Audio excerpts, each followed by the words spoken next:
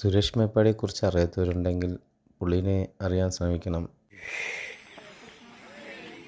അതാ നല്ല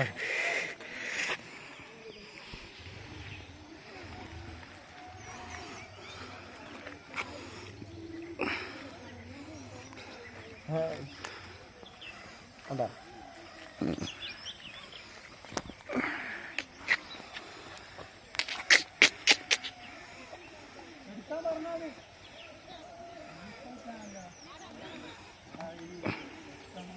നോക്കാം.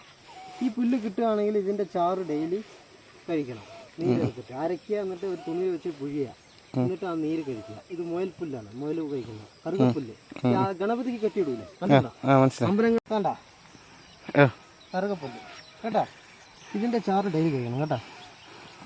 മണ്ണ് കണ്ട, ഇത് മരുന്ന ചെതലില്ലേ, ചെതലിൻ്റെ ഉമിനീരും കൊണ്ട് ഉണ്ടാക്കുന്ന സാധനം. പിന്നെ അതേമാതിരി സോറിയാസിസ് ഇതിന് പറ്റിയ മരുന്നാണ്. സ്കിൻ സംബന്ധമായി എന്ത് പ്രശ്നം ഉണ്ടെങ്കിലും ഇത് മാറ്റാം. വയർ സംബന്ധമായി പ്രശ്നം ഉണ്ടെങ്കിൽ മാറ്റാം. പറ്റിയ ഔഷധമാണ് ഈ പുറ്റുമണ്ണ്. തേന് എത്ര ഗുണമുണ്ടോ അതേ ഗുണമാണ് ഈ പുറ്റിന്. അപൂർവം കിട്ടാറില്ല. ഒറിജിനൽ പ്രകൃതി തന്നെ മരുന്ന്. മഞ്ഞ് മരുന്നാണ്, മല മരുന്നാണ്, എല്ലാ സംഭവങ്ങളും മരുന്നാണ്. അച്ഛണ്ട ഇത് വാഴയിലൊക്കെ ഉള്ള ഒച്ചാട്ടാ. അല്ല നല്ല സാധനം ഉണ്ടോ, അങ്ങോട്ട് പോയി. ഇത് കഴിക്കാൻ ഭയങ്കര പ്രോട്ടീനാണ്.